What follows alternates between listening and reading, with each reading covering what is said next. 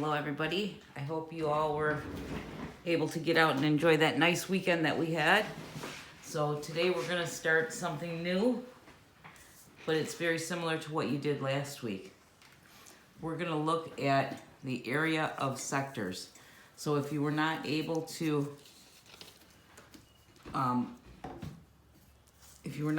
print this, then just get out a piece of paper and write this stuff down. So let's start here. It says, this is the definition, the sector of a circle. A sector is a portion of the circle enclosed by two radii. So if this is the center, and here's two radii, which means radius, that is the sector. So it says here, we need two things to find the area of a sector. Those two things are the radius. So we need to know how long is that radius. And we need to know the central angle.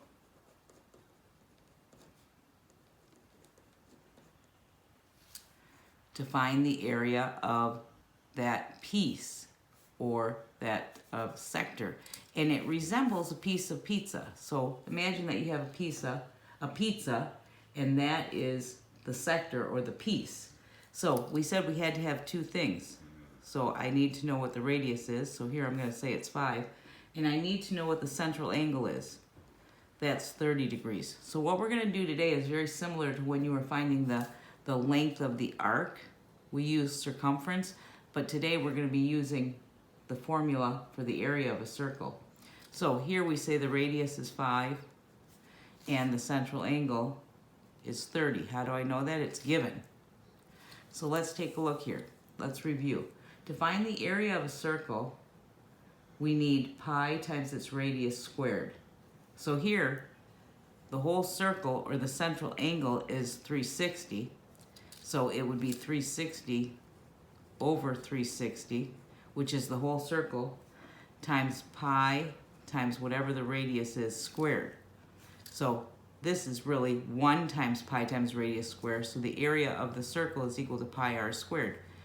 We all know that. So now, to find the area of a sector, it's a fractional part of the circle.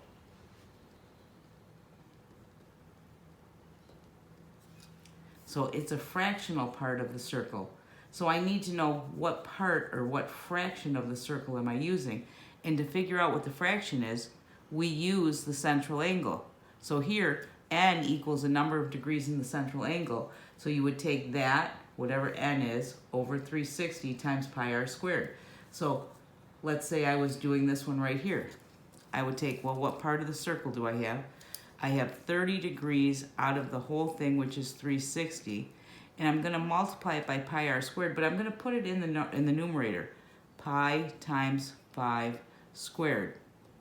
So if I have the n over d button, the n over d button makes it really easy, but if you don't, I'm going to show you, you have to do a second step.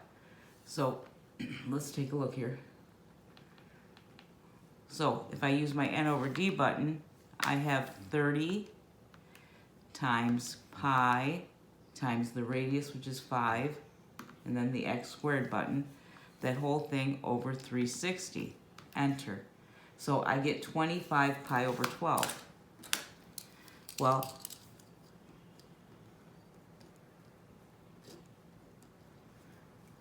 in the practice problems, you're going to need to push the double arrow button and get a number that's very close to, if I'm rounding to the 10th, I look here, when I go to the right, if that's 5 or more, I go up. If it's not, if it's 4 or less, this stays the same. So this is very close to 6.5. And since this, let's say that this was inches, this would be inches squared. Because I want to know how much of the circle is this thing taking up. So, but you're not going to need to use that when you do your homework. Don't put in inches squared. So let's take a look here. If you don't have this printed out, just do a couple, write it down on the paper. So let's take a look at, let's do one that has a smaller little section of pizza. So let's say that this right here is 18 degrees.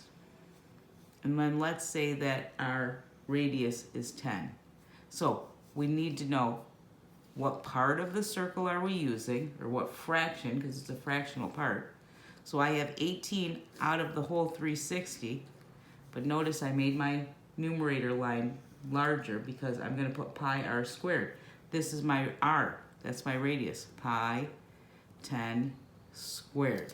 So in my calculator, n over d button, I have 18 in the numerator times pi 10 squared, and then 360 is always going in the denominator, and I get 5 pi. I'm going to push the double arrow button because 5 pi is a number very close to, well, if I'm rounding to the 10th, there's 10th place. I look here, if that's 5 or more, I go up, but it's not. So this is 15.7. So very close to 15.7. Now let me show you what happens if you don't use this kind of calculator and you just say 18 times pi 10 squared divided by 360. Well, in this example, it did give you the right answer, but sometimes it won't. So you might want to do it like this. 18 pi 10 squared, because not all calculators, 18 pi 10 squared, that's what's in our numerator. You push enter, and then you divide that by 360, and you get 5 pi. Push the double arrow button, we get the same number. But some calculators don't use order of operations the same as this calculator, so make sure that you are, if you don't have this kind of calculator and you're not using the N over D button, do your numerator and then do your denominator. So let's take another one. Let's do another quick one. Let's say I have this part of the circle, and let's say I tell you that this is that would be, let's say it's 200 degrees, and let's say this is 4. So these are the things I need. I need the radius and I need the central angle. So I have 200 out of the 360, and then pi 4 squared.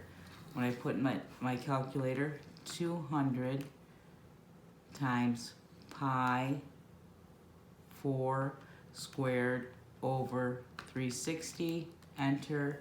I'm going to get 80 pi over 9.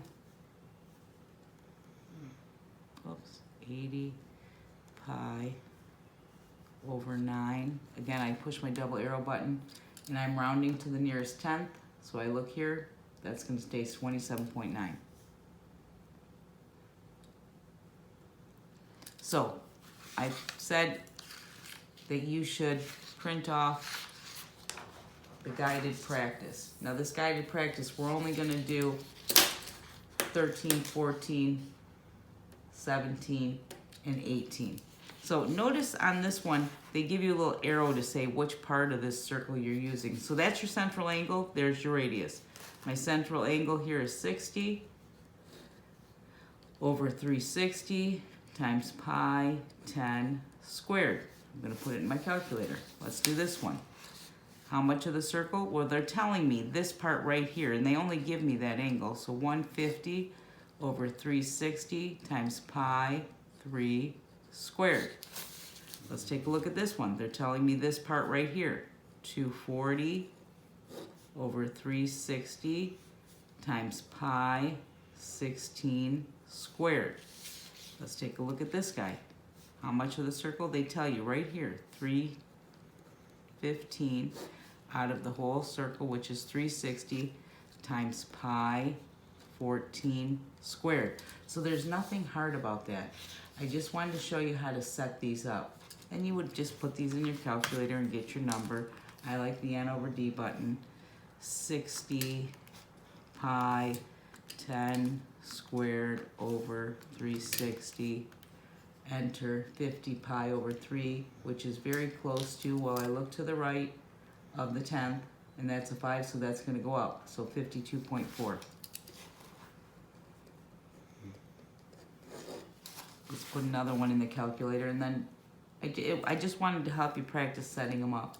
So let's take a look at this one. I have 150 pi 3 squared over 360.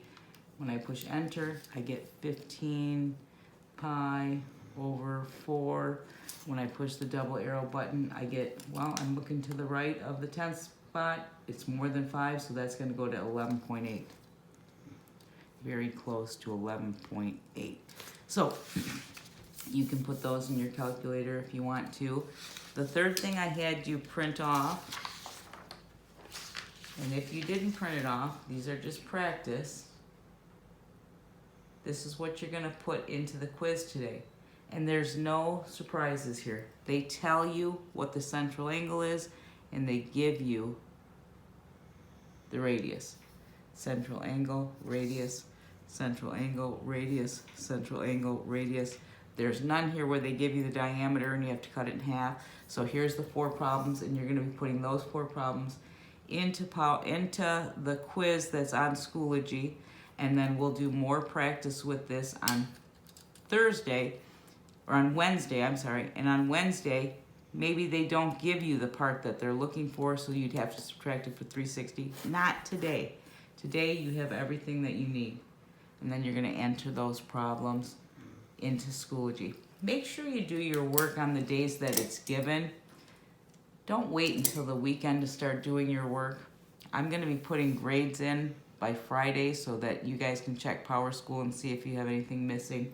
But it's really important that you do your work during the week, because I'm working hard during the week and the work I'm giving you is not that difficult. But I hope you all have a great day, and I will talk to you again on Wednesday.